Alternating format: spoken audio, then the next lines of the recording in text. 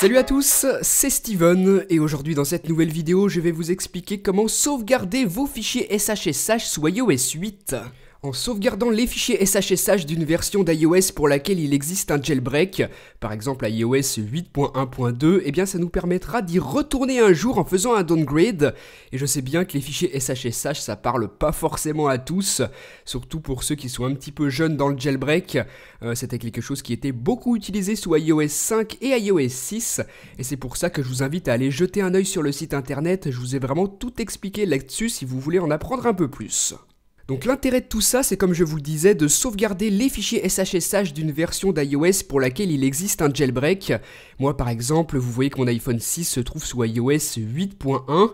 Eh bien je vais sauvegarder les fichiers SHSH de cette version d'iOS là, au cas où un jour, si je mette mon iPhone à jour sur une version pour laquelle il n'existe pas de jailbreak, eh bien je puisse retourner sous iOS 8.1, ce qui est normalement impossible. Sur Cydia, recherchez ce paquet-ci, Apple File Conduit 2. Donc vous l'aurez compris, il faut que votre iPhone soit jailbreaké pour que vous puissiez sauvegarder les fichiers SHSH.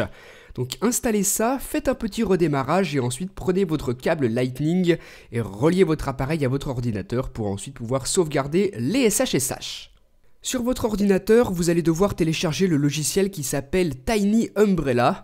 Il y a une version pour Windows et une version pour Mac. Comme d'habitude, dans la description de la vidéo, vous avez les liens de téléchargement. Donc ouvrez le petit logiciel, voilà comment il se présente.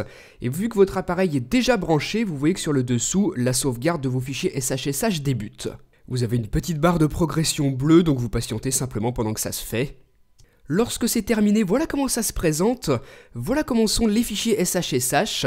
Vous voyez qu'il m'a sauvegardé uniquement ceux d'iOS 8.2 puisqu'à l'heure actuelle c'est la seule version pour laquelle Apple signe encore le firmware. Donc moi ce qui m'intéresse c'est de sauvegarder les fichiers SHSH d'iOS 8.1 installés sur mon iPhone puisqu'il existe un jailbreak. Donc je vais aller récupérer ça, je fais un clic droit sur le nom de mon iPhone, je clique ensuite sur Fetch on Board, et là si vous avez ce message d'erreur qui apparaît vous disant que vous n'avez pas installé AFC2 depuis Cydia comme je vous l'ai montré tout à l'heure, et que pourtant vous avez bien fait ça, cliquez sur OK, débranchez votre iPhone, rebranchez-le, il apparaît à nouveau comme connecté, faites un clic droit et cliquez sur Fetch on Board, et là cette fois-ci vous voyez qu'il m'a sauvegardé les fichiers SHSH d'iOS 8.1, la version qui est installée sur mon iPhone, donc c'est parfait.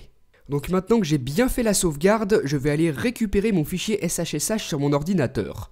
Donc quittez Tiny Umbrella, vous allez ensuite vous rendre dans le répertoire suivant, celui-ci.